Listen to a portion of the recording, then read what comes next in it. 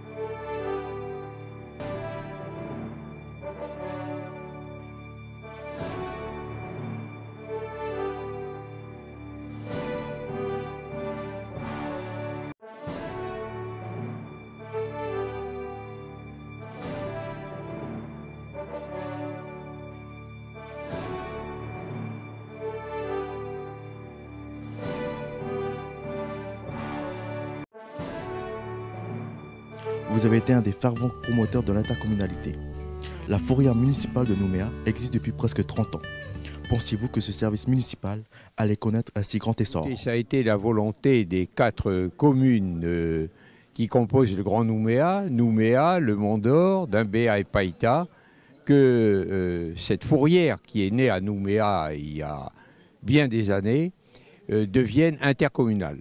Car beaucoup d'actions concernent l'ensemble de nos communes.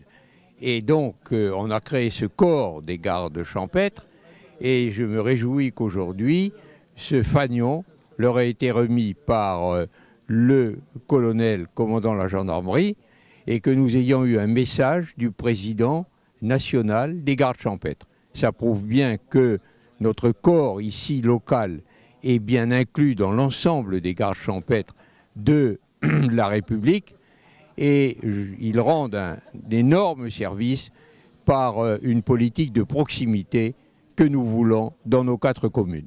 Serez-vous candidat à votre propre succession pour les élections municipales de 2014? Eh bien écoutez, je le dirai comme on dit en temps et en heure. Pour l'instant, j'ai beaucoup de travail à la mairie de Nouméa et le moment venu, je ferai part de ma décision à mes administrés. Mon colonel, chose assez rare que le patron des gendarmes en Nouvelle-Calédonie remette un fanion à un corps non militaire. Avez-vous l'impression de participer à la naissance d'un nouveau corps? Alors, la remise de ce fanion, d'abord, c'est une première ici sur ce territoire calédonien. C'est la première fois que la gendarmerie nationale remet un fanion à effectivement un corps de garde champêtre. Ça a une symbolique extrêmement forte, mais pour autant, si on gratte un peu dans l'histoire, on s'aperçoit que le lien entre les gardes champêtres et la gendarmerie nationale est un lien extrêmement ancien qui remonte à plus de 8 siècles, c'est-à-dire la date de création de la gendarmerie nationale qui autrefois s'appelait maréchaussée nationale. Et donc la transmission de ce fanion, c'est le moyen pour les officiels, les politiques, de dire il y a une filiation directe entre cette gendarmerie et ces gardes champêtres. Donc c'est pour nous, les gendarmes, un véritable honneur et une fierté d'avoir transmis aujourd'hui ces valeurs qui sont attachées à ce fanion. On voit que la jeunesse calédonienne s'implique activement dans ce corps des gardes champêtres intercommunaux. Que pensez-vous de cela? Pour nous, c'est très important. Hein. La jeunesse, c'est l'avenir d'un territoire. La jeunesse, c'est le développement, c'est le futur d'un territoire. Et donc, voir de jeunes gens et de jeunes filles qui s'engagent dans ces missions de sécurité publique au profit des concitoyens calédoniens, c'est pour nous un engagement et une motivation encore plus à exercer notre travail. Tantôt au service des communes, chef du premier service opérationnel intercommunal. Est-ce que la remise de ce fanion aujourd'hui représente pour vous l'aboutissement d'une carrière?